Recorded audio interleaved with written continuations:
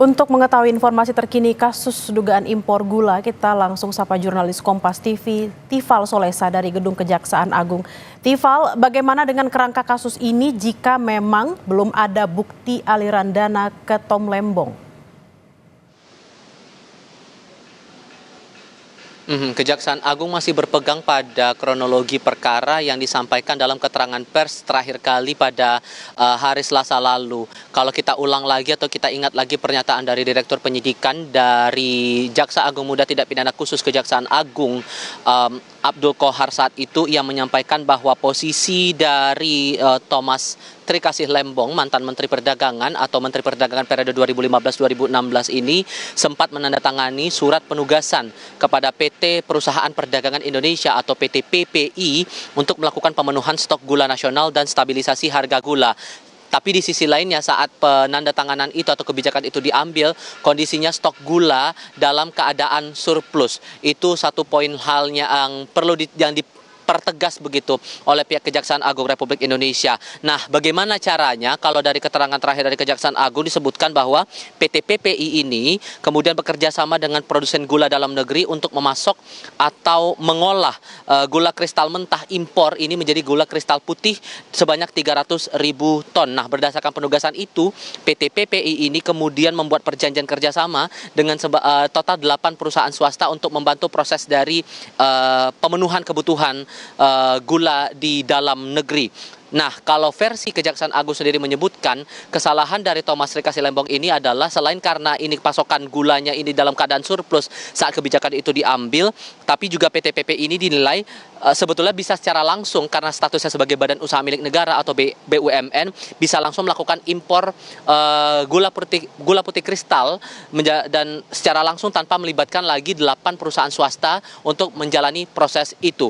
Sehingga pada akhirnya kemarin dalam keterangan pers yang disampaikan oleh Abdul Qohar, negara mengalami kerugian dengan taksiran angkanya sekitar 400 miliar rupiah. Nah, yang jadi pertanyaan sekarang, mengingat Thomas Trikasih Lembong ini dijerat dengan 2 pasal dalam Undang-Undang Tindak Pidana Korupsi dengan dugaan korupsi, berapa besar aliran dana yang diterima Thomas dalam perkara ini, bagaimana alur penerimaan dana dari berbagai pihak, siapa menerima kepada siapa, benefitnya apa kemudian setelah pemberian korupsi atau suap itu diberikan antara pihak satu kepada pihak yang lain, dan berapa besar penerimaan uang yang diterima oleh Thomas Lembong dalam perkara ini. Nah, pihak Kejaksaan Agung menegaskan bahwa untuk aliran dana ini masih tetap diselidiki, masih tetap ditelusuri.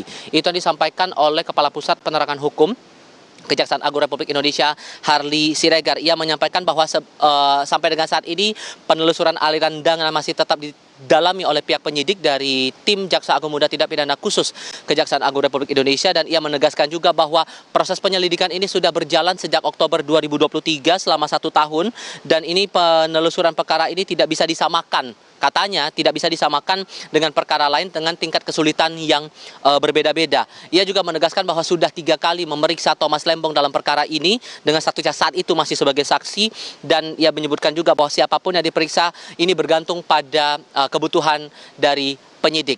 Ada dorongan sebetulnya dari pihak lain terkait dengan perkara ini untuk meminta Kejaksaan Agung memperjelas lagi bagaimana aliran dana dalam perkara ini, siapa yang diuntungkan di balik suap pengambilan kebijakan impor gula kristal putih ini, dan betulkah kemudian kerugian negara ini sebesar 400 miliar rupiah ataukah ada potensi bisa lebih besar daripada itu.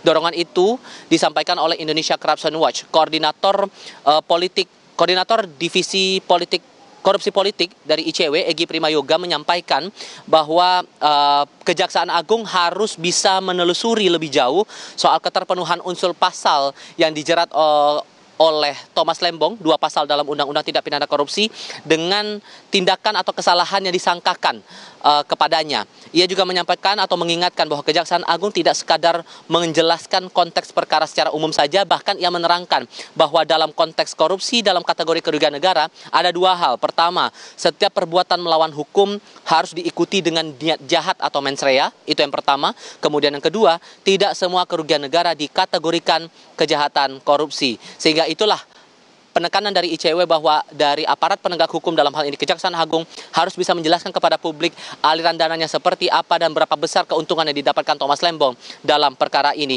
Ia pun juga menyampaikan bahwa Kejaksaan Agung perlu menelusuri aktor-aktor lain, lembaga-lembaga lain atau kementerian lain yang berkaitan langsung dengan kebijakan impor gula ini. Tak sebatas pada Kementerian Perdagangan dan tak sebatas pada Thomas Lembong yang menjabat saat itu sebagai Menteri Perdagangan 2015-2016, tapi juga kepada pihak-pihak lain yang ditengarai bertalian berkaitan langsung terhadap kasus ini. Ini semata-mata untuk bisa memperjelas konteks dari kasus ini dan tidak semata-mata pada urusan kebijakannya saja, tapi karena ini berurusan dengan atau dugaannya adalah dugaan korupsi, maka perlu ditegaskan juga soal aliran dana itu datang dari mana dan kepada siapa dana itu diterima oleh pihak-pihak terkait. Bella.